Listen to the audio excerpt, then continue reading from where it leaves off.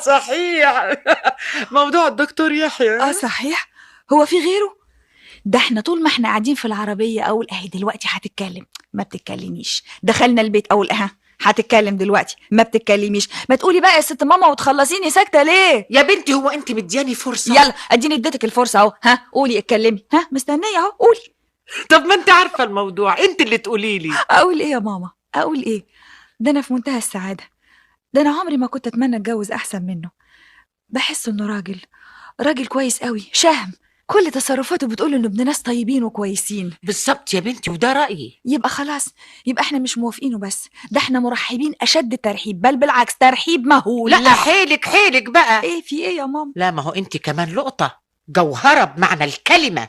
انت وفاء هانم على سن ورمح. رأي حضرتك ده رأي غير محايد، ومع ذلك كفاية ابقى بنتك علشان ابقى لقطة. على خيرة الله يا حبيبتي، عايزين بقى نفرح ونرجع زي زمان نزيط. ان شاء الله يا ماما، وربنا ما يجيبش حاجة وحشة ابدا يا رب. طب ايه رأيك ما نعزمه بكرة على الغدا؟ لا، ونعزمه بكرة ليه؟ ما يجي ياكل معانا النهاردة صينية البطاطس. وده معقول؟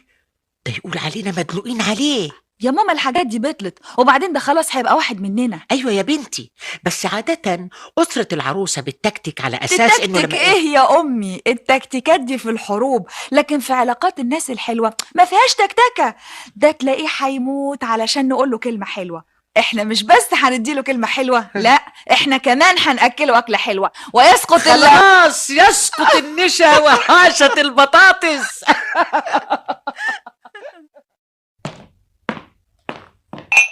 القهوة يا فندم. متشكر يا عم عارف. ميرسي يا عم عارف، متشكرين قوي. وفاء، نعم. اوعي تقولي لي ان البطاطس دي انت اللي طبخاها. لا ده انا اطبخ احسن منها بكتير قوي كمان. صحيح؟ طبعا صحيح. مع اني نشأت في اسره عندها شغالين كتير، لكن دايما كانت وجهة نظر ماما اني لازم اعمل كل حاجه بنفسي، عشان بقى ما تحطش تحت رحمه حد. يعني في حد ممكن يشتغل اوكي كان بها، ما فيش يبقى انا اعمل كل حاجه بنفسي. عظيم.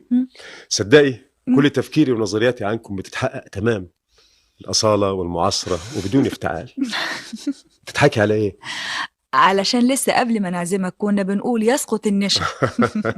قولي لي بقى.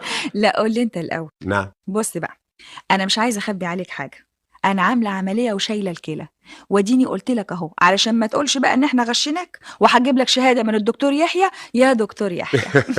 يا ستي احنا مش عايزين شهادة من دكاترة، ربنا يجعل كلامنا خفيف عليهم.